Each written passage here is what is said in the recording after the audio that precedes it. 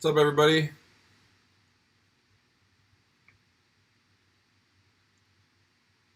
There's an error message on my YouTube page, so I'm not sure if we're live. If you're in the chat, let me know. Holler at me. Tell me it's working, MrStav.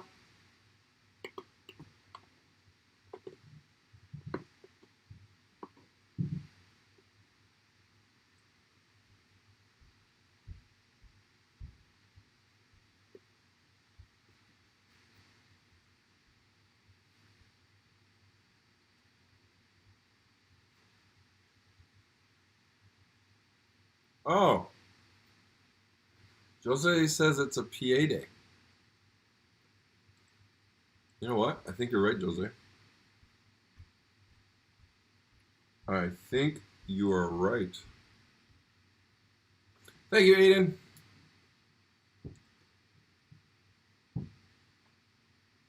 Well, that's embarrassing. Now that is COVID right there. No idea what day it is or isn't.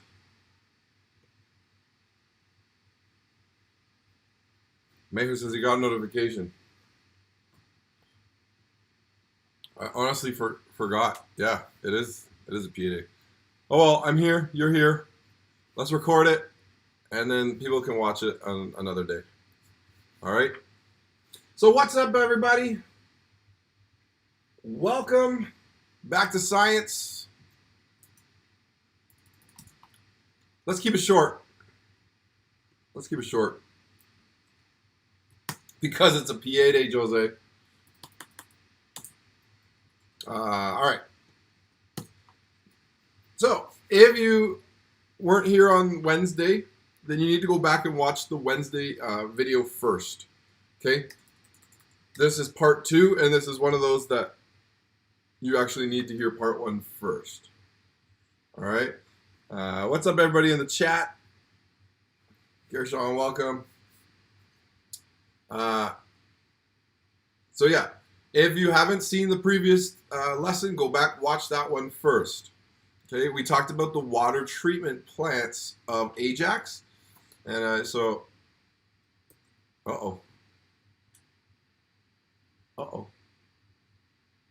we go. That's never happened before.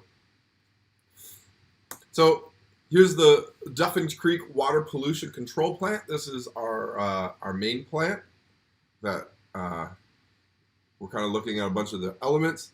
And then this is also our supply plant. So there's 2 plants, and kind of went into detail about it. Hopefully now when you look at this, okay, you should be able to tell what these different areas are. These are the chlorine tanks. These are the, These are the empty chlorine tanks that are being washed. Okay.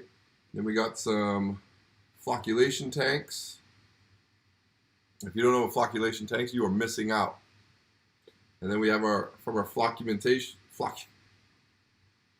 Wow, can't say the word. From those tanks, they come into the sedimentation tanks, and that's where we left off. Okay. What's up, Robles? Justin. All right. We looked at a couple of videos, and we covered the first steps. We covered the intake pipe, where we get the water from Lake Ontario, and then they pass through bar screens to get rid of garbage and junk and large debris. We talked about how there's a couple layers that it goes through. Okay.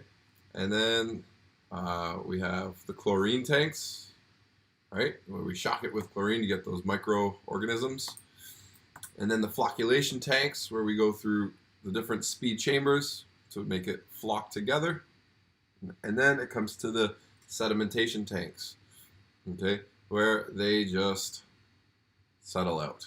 Okay, so all that flock just goes to the bottom. Okay. The next step is the gravel, okay, or the sand filter.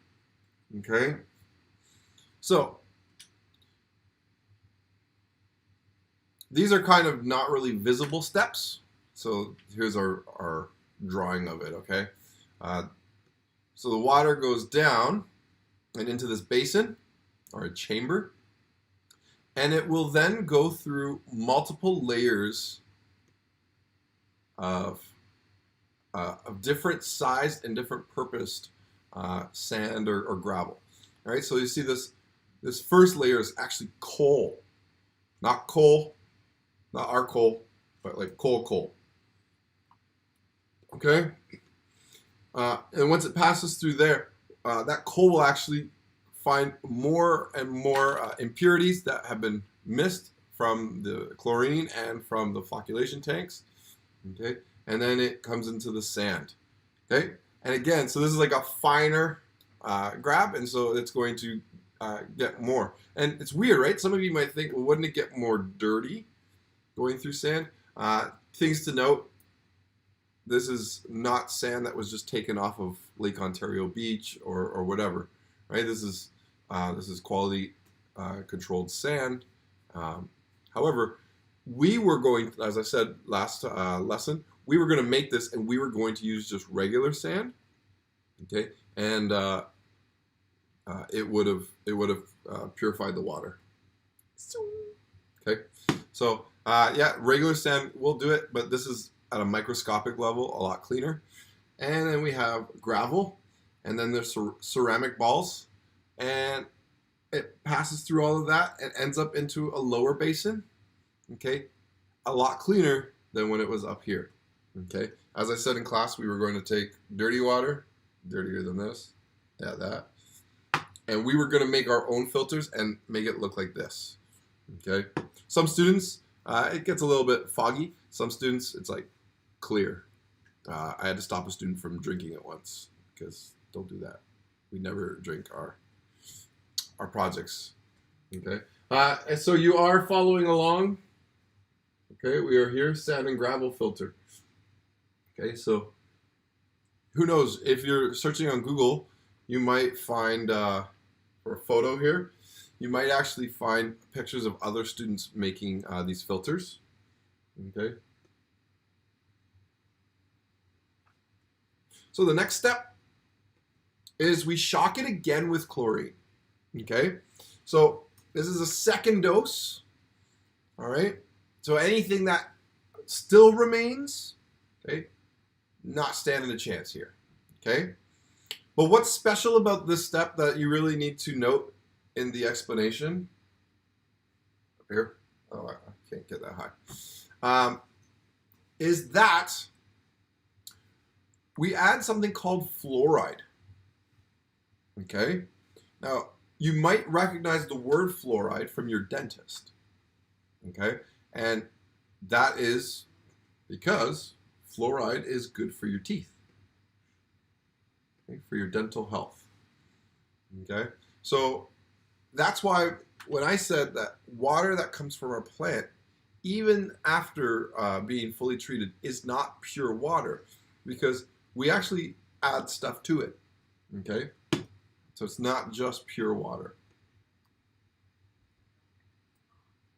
Okay, so this happens again in one of those outdoor basins or pools or tanks, whatever you want to call it. Okay, and then the clean water is pumped. Now, pumped is important that you understand that this is requires a lot of energy and massive pumps, and we're gonna watch a video where you're gonna get to see that. Okay, and then it's brought to storage facilities. Okay.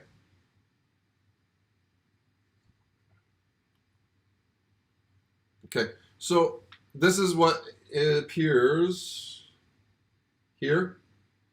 Okay. So we just came from the sedimentation basin into the coal, into the sand, into the gravel, into the ceramic balls, and then down into here we come into our chlorination.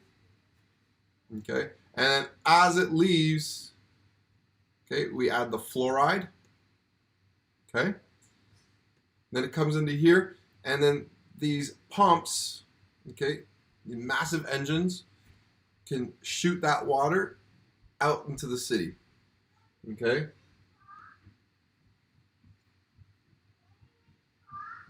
things that you need to be aware of is that there are different places where we store water. Okay, we actually have basins that are underwater. Okay, where we store water, and we also have it's doing it again. Okay, we have water towers. Okay, and I think you've seen water towers all over the place. Usually every town will have one, and they'll have their town name on it, Durham, or one of the ones I always see is I used to drive to Cambridge because that's where Kirby's from, and I always pass the Milton water tower. Okay, and so in those water towers, water can be stored up there. Okay, so it's pumped up there and it hangs out in there. All right. One of the reasons for the elevation, I'm sure there's many more, but one reason for the elevation is that we have gravity on our side. So if we lose power, we lose electricity, my understanding is that we can use that height and that gravity to still get water in case of an emergency. Okay? So water can be stored elevated, it can be stored at ground level or underground, okay, in reservoirs, and then it's brought to us, okay, and it's used for things like, well, besides your home, you can also have like fire hydrants, okay. Fire hydrants are attached to these direct lines, and they can pump out a huge amount of water in a short amount of time. Looks like Marcus just got here. What's up, Marcus? Okay, so you'll use these in your toilet. You'll use this in your shower, in your tap. Okay, these water comes from the same pipe. There's not like a pipe that was intended for straight for your toilet and a water that is intended for your taps. Okay, it comes from the same pipe, and then at some point it splits, and this water goes to your tap, and this water goes to your toilet. Okay, so actually the water in your toilet is extremely clean. Okay, what's dirty is the toilet bowl. Okay, and ideally if you're cleaning it and you're doing your work, if you did drop something in a clean toilet bowl, okay, once you flushed it, that stuff is gone. So now I wouldn't drink it. Okay, but if you do see, like sometimes dogs or cats will drink from it, and it's the water in the toilet is no different than the water that would have come from your sink. Okay, the only difference is that your toilet bowl had held human feces in it, whereas your sink might be a bit cleaner. Okay, with that said, many people's sinks aren't that clean anyway, so it is.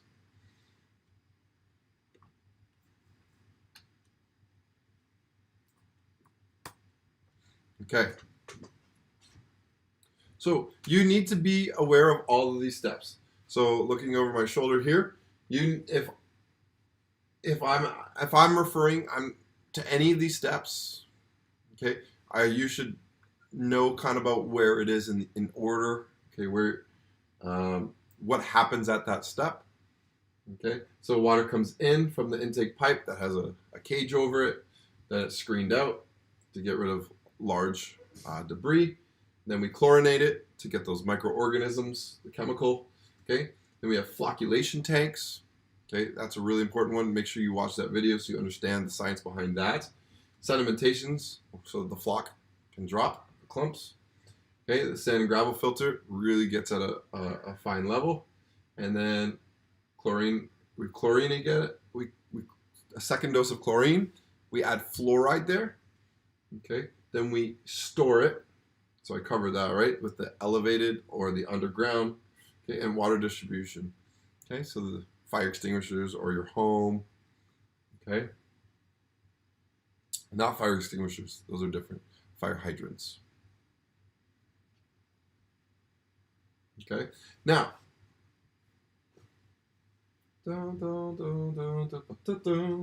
so you should be able to answer this question. Okay, you should be fine. Okay. This says it's clear, colorless, and odorless water, always safe to drink. And I can tell you that if just because it looks good doesn't always mean it's good.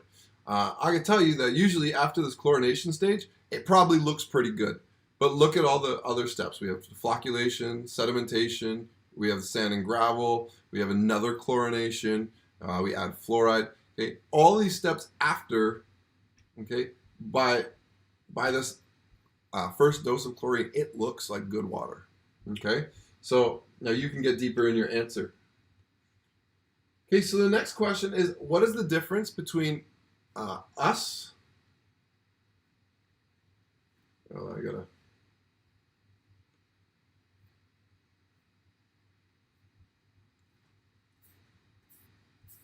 Come on. Okay, so what is the difference between us, our water treatment plant, and the Kingston water treatment plant? So if you go and you want to watch this on your own, there it is, bit.ly/STAV.ca Kingston Water. Note what's capitalized and what is not. So STAV.ca, as in STAV Science, is capitalized, and Kingston Water is not capitalized. Okay, Kingston, Ontario.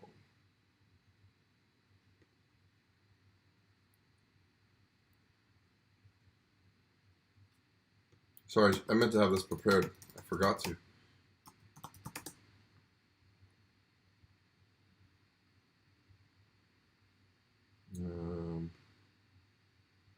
I think it's Raven G. Let's get directions from Michael Jean Public School.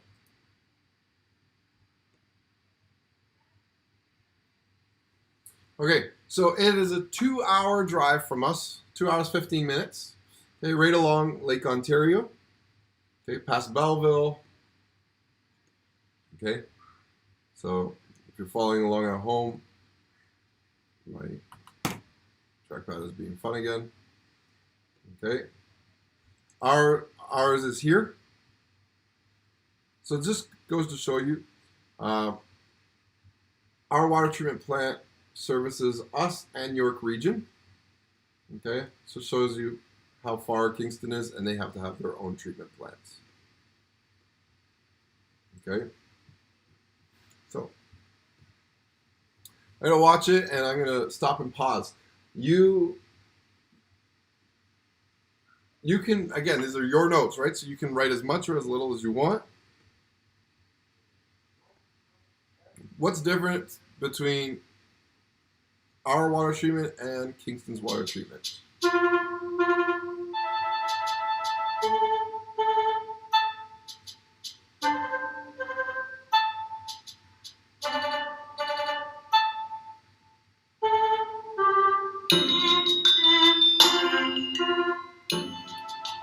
painful.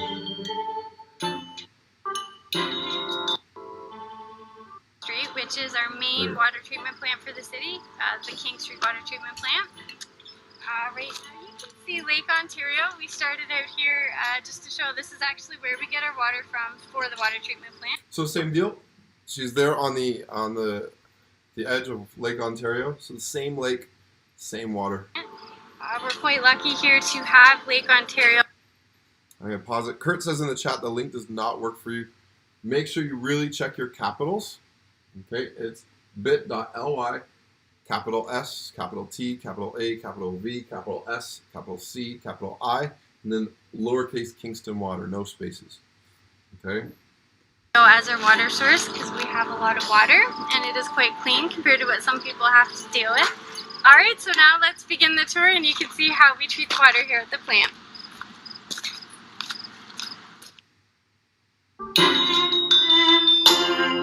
Okay, so she's going to talk about the surge chamber. That is the surge chamber. So the water technically comes in from the lake into that chamber just to try to control like how quickly the water's coming in. And then we pull the water from that through into the low lift building. Okay, so this is something that I didn't discuss. Right? They have a surge chamber to make sure that they can control how much water they're bringing in or not. Okay, so they're already starting to disinfect as that water comes in. Okay, so we have the intake pipe, and it comes into the surge chamber, and they're adding disinfectant. Our intake that gets the water from the lake is about a kilometer out. And so this is what their intake pipe looks like. Okay. She said it's a kilometer away from shore. And if I remember right, it's 18 meters down. So it's really, really clean water because it's so far to the bottom of the lake, and it's really far out there when you think about a kilometer. And you can see the low lift building from here. Right? So what she said was it's 18 meters down. I'm about 2 meters. Okay. So about 9 of me down. Okay, so this is their low lift building. So this is full of pumps and engines that are going to help propel that water. Behind me, and that's actually where the water is going to come into. That's where it starts, is at a low lift.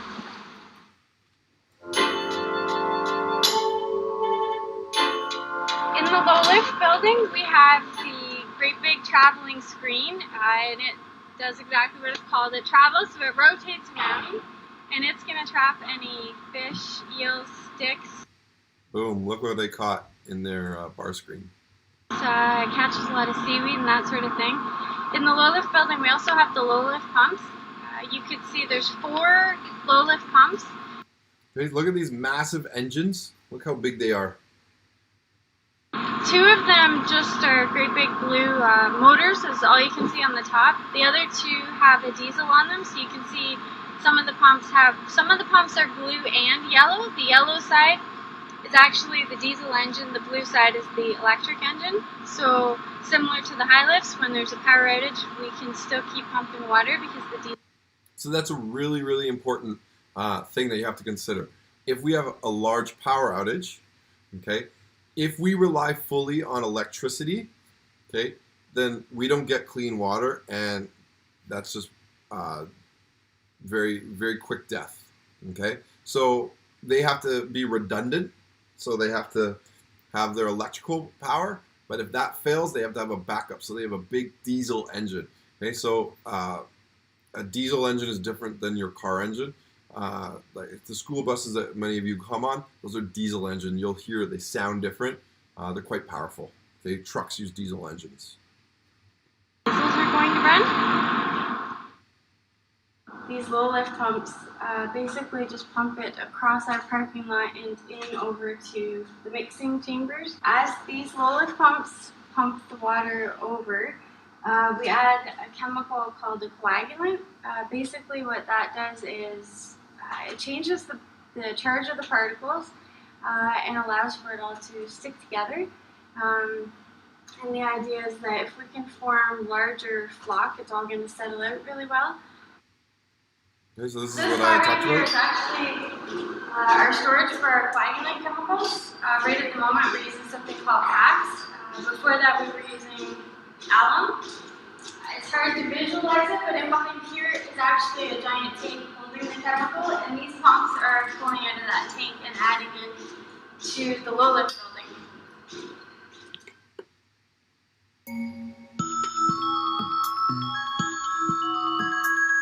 So once the chemical gets added here, there's piping along here, and the water goes through these chambers, and it'll all mix, and it goes through tanks called settling tanks.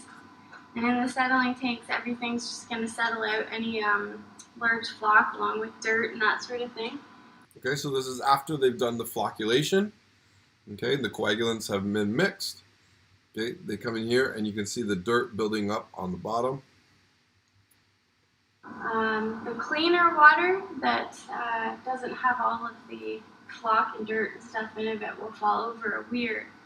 And then it goes into the top of our filters here. This is super cool. Our filters are either granular activated carbon or anthracite on the top, and then it's basically sand and stone.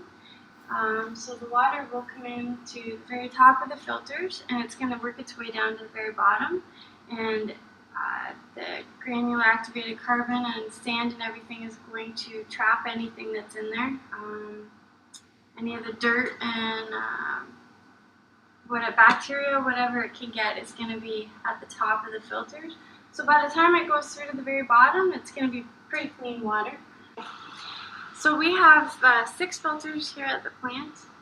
Every 24 hours, each filter will get backwashed. When they get backwashed, so this is what I think is super cool to see. So she's saying that every 24, so once every day, they backwash. So the water goes this way, then they go back and they flush it back the other way to make sure they clean out all of their filters. And you're gonna get to see some pretty cool stuff here. Basically what we have to do is drain the water down below troughs, which you guys will see soon. When the water goes below the troughs, we need to use clean water to blow it back through the bottom of the filters. So basically it's just going to agitate everything. And normally the water flows this way, so it's going to come up. When it comes up, all the dirt and everything that's stuck on the granular activated carbon or the anthracite is going to come up into the water. And then you'll see that the water is going to flow over into these troughs, and it's considered wastewater. It doesn't go back out into your drinking water or anything. It is dirty because it's got any dirt that we trapped on the top of the filters in it.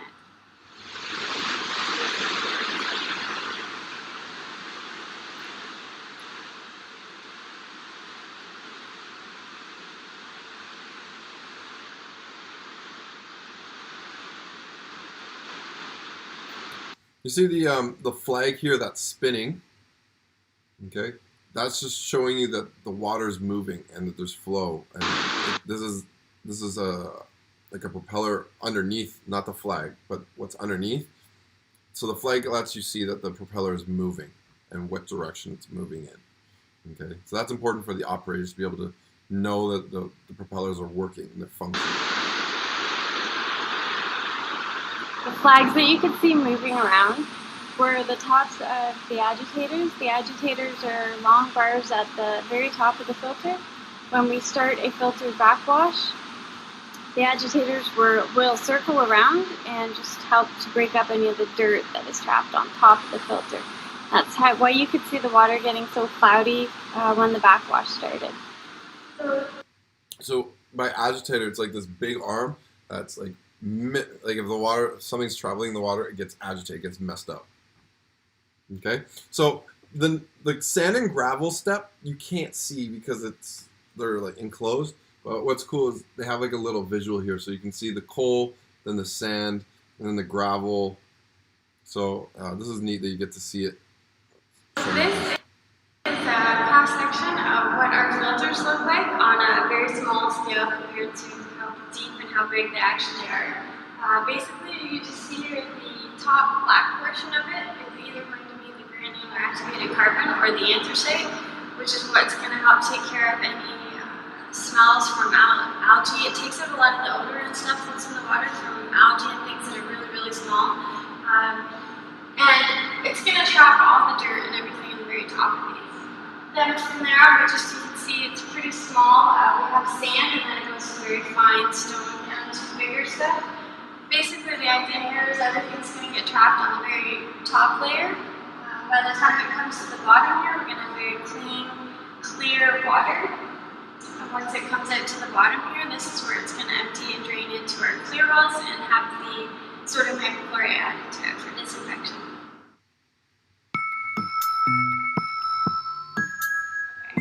This big thing here is each filter has one.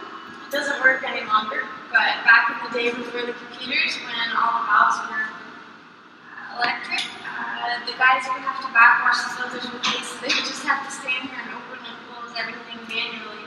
Nowadays, everything has an electric motor on it and some sort of control, so we actually have computers that tell the valves when to open and close, unless something goes wrong, and then we would have to do it, but for now, it's usually the computer that does it.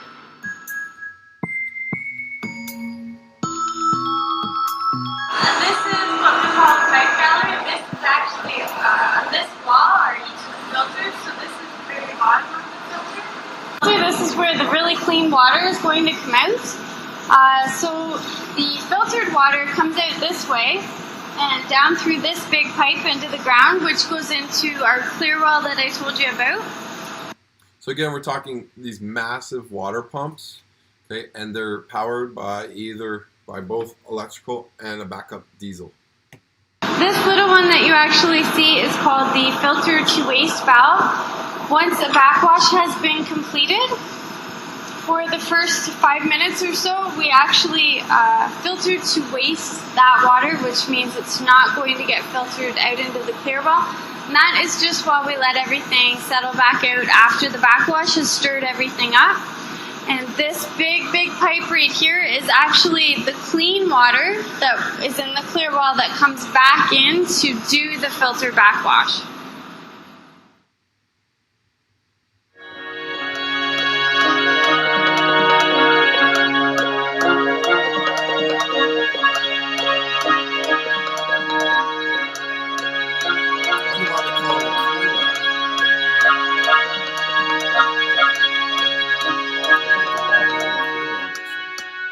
Once that water's been filtered and it's clean, we add a disinfectant, which is sodium hypochlorite. Basically, that is going to kill or inactivate any viruses, bacteria, pathogens, anything like that. So once the sodium hypochlorite has been added, it goes into a huge tank called our clear well, which we'll show you guys. In there, the water is able to sit for a certain amount of time so that we can get that contact time that it needs to be able to kill anything that might be left over and in there. Once that has been done, there's a side of the well for the high lifts. The high lift pumps are great big pumps that are basically going to push the water out our door into the street and into the big mains out there. You notice that they're adding disinfectant again and again, right? So when we say what pure water is, and pure water water that comes out of these plants isn't just pure water with only H2O in it. We've got disinfectant in there. We've got fluoride. Okay, so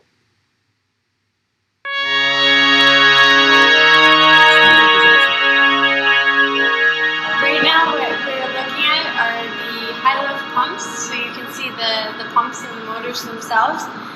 So these are the big pumps that push the water out into the distribution system. We have 5 electric high lift pumps. They are what runs normally during a normal day. We also have one huge high lift pump that has an electric motor and a diesel motor. So when we have any power outages, the diesel side of it will run. And then we also have 2 other high lift pumps that run just on diesel motors, so they will also run in a power outage. And lastly, we have we call it our genset. It's diesel powered as well, so when we have no electricity here, it's going to run and it's going to control, it's going to make sure we have certain lights and computers and our valves are still automated and that sort of thing so that the plant can run normally during a power outage.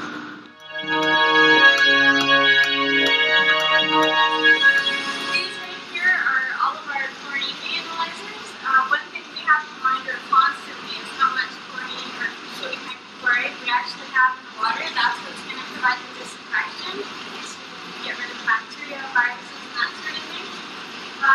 These are actually, they come through on a computer screen for us as well, but we can come right down here and check things manually if we need to. Along with the chlorine, we have to monitor turbidity, which is just basically letting us know if there's any particles in the water.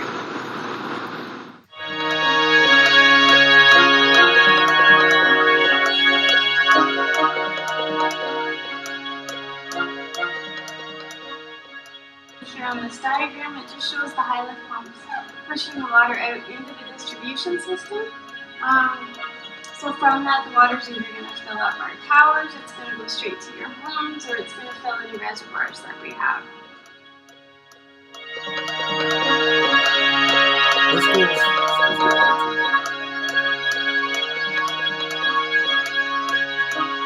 Kingston actually has 2 water plants and stormwater for the whole city. Between this is the main water plant. It supplies to basically Old Kingston, so downtown, the East End. We have our one water tower in behind Princess Street near Giant Tiger, and then we have 3 water towers out on the east end of town. There's D&D, there's Milton Tower and Gore Road, so Highway 2 and Highway 15. We also have a great big reservoir that stores about 22,000 cubic meters of water. That's a lot of water. Then for the other water plants, we have great big tower, Creekford Tower, which is right up by the 401. This is the well-known Kingston one that most people would think of when they drive past Kingston. We have a smaller tower at Gardner's Road and Princess, and around that location we also have another reservoir there. And we have one more reservoir on Progress Avenue that stores a lot of water as well. So we have a lot of places that we actually hold water after it's been processed at the water plant.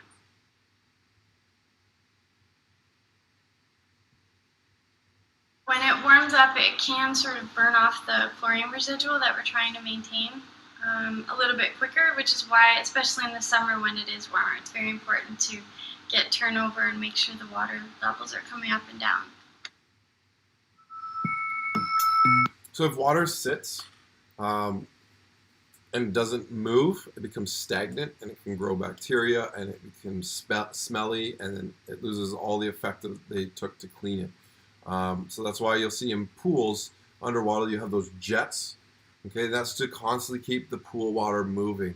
If you ever see in like a pond at like a golf course or at like a cemetery, they have a man-made pond or a natural pond. They'll throw like a fountain or some sort of like spraying water, and it's not just to look pretty, it's actually to keep the water moving and avoid it from becoming stagnant. Okay, so to agitate it and not allow bacteria and other things to grow. Okay, so they have to be cognizant of when they store water, they can't just put it up in a tower and just like forget about it. They gotta actually continue quality control on it. So this is our control room. This is where we can see everything that's going on in the plant. These computers, there's quite a few different plants that are actually on here. The main one that we're focused with is the central water plant, which is what you just saw today. We can see everything that's going on. We can see if there's a valve open or closed, a filter backwashing, which high lift pumps are running, and that sort of thing. And as you can tell, there's a lot of hard work and a lot of steps that go into treating the drinking water. And if you have any questions or anything that you want to look up, Utilities Kingston does have a webpage. So it's super cool to see that control room and understand that they're able to monitor and control multiple plants.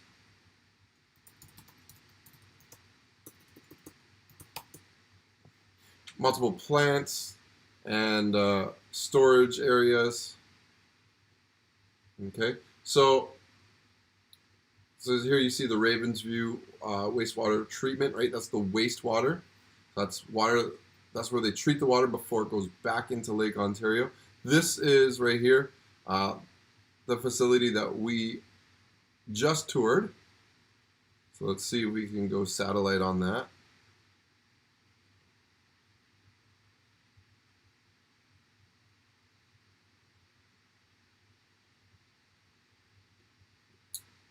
Right here.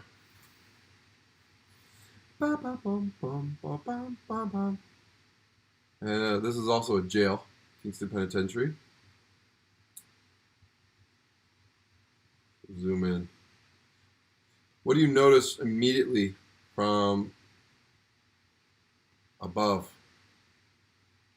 on their treatment plant? What do you not see?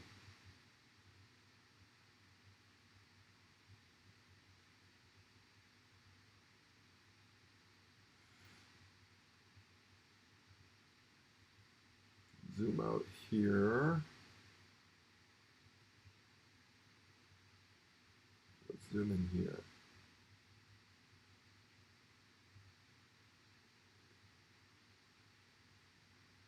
you notice here.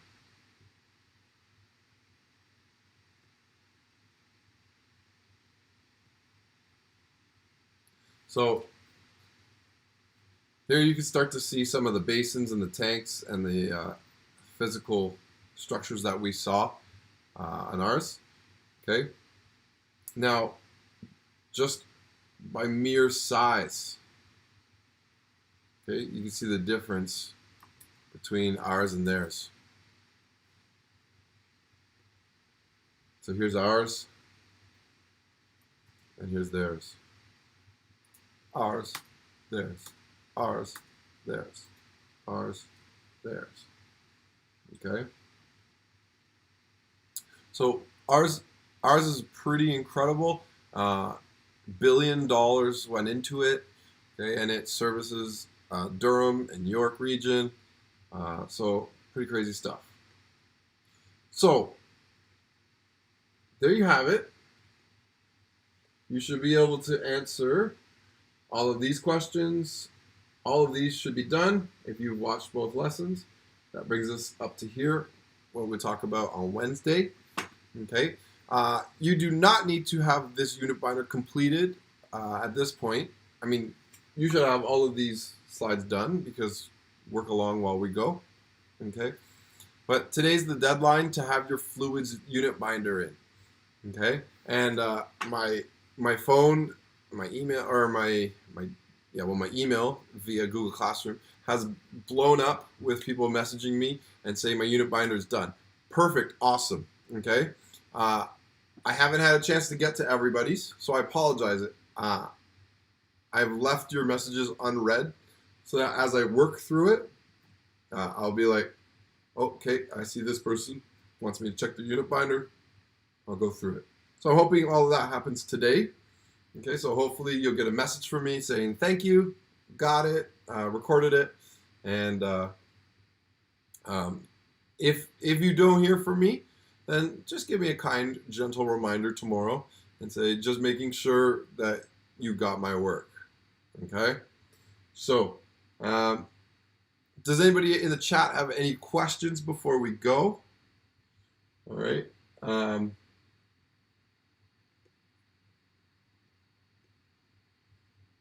We are done the first two lessons. We'll talk about water contaminants. We will start with, I believe it's a PO. We start with a PO on Wednesday, so looking forward to that. Gonna get messy, have some fun. All right, so I'll just wait a couple more seconds, see if there are any questions in the chat.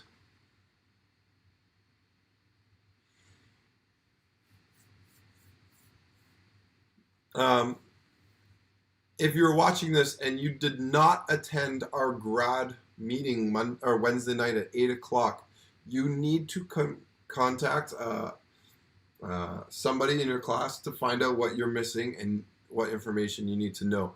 We will be having grad on June 29th, okay, at 6:30 p.m. It will be a live stream just like this, but it won't be live like I am. It'll be like earlier in the semester, in the term, in distance learning, where it was pre-recorded, and we will be live with you in the chat. We will have a live watch party via Google Meet going at a simultaneous.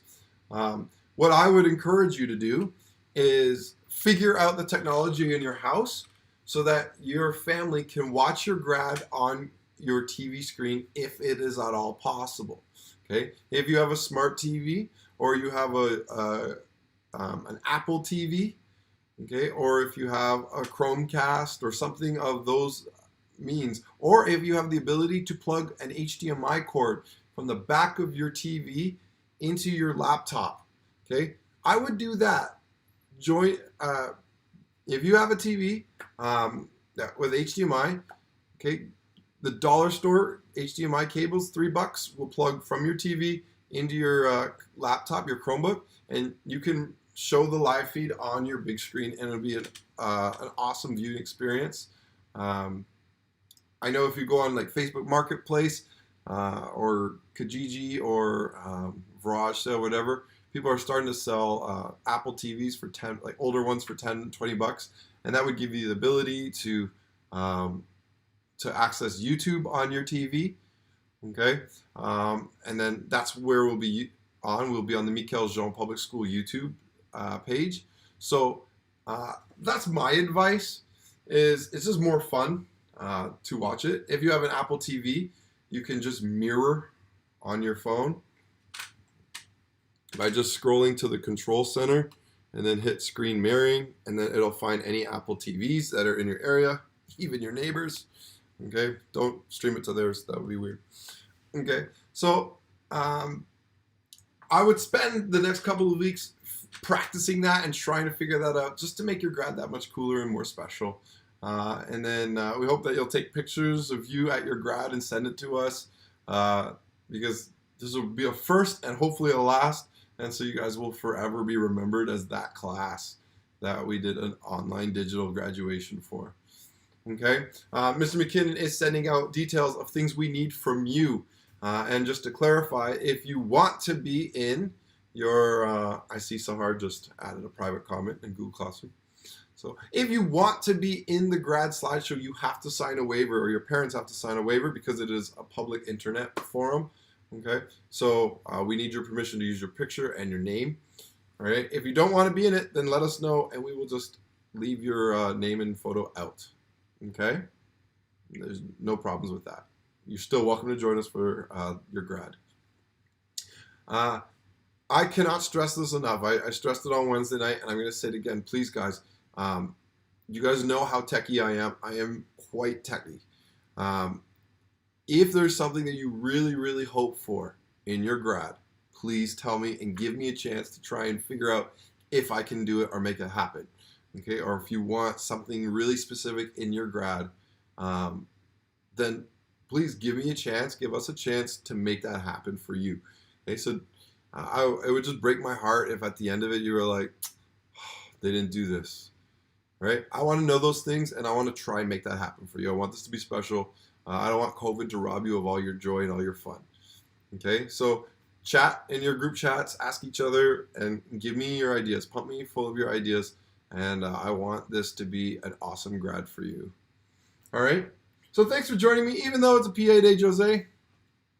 My bad. I forgot. So I've just been in grind mode. Been working on your report cards and everything, helping tons of teachers also to do report cards digitally. So my mind is just all over the place. So I apologize for doing this on PA day. So for those of you that are watching afterwards, you're good. If you had trouble listening or want to watch that video again, hey, bit.ly/STAV Kingston Water. Capitals matter, no spaces. Okay, science or SCI, that's all capitals. STAV, all capitals. Okay, if not, you'll end up like Kurt and Marcus, struggling to get in and seeing random pages that you're not supposed to be getting any academic material from. All right. So with that said, Jose is the first to say bye in the chat. So peace out, Jose. Take care. Enjoy a beautiful long weekend. Peace out.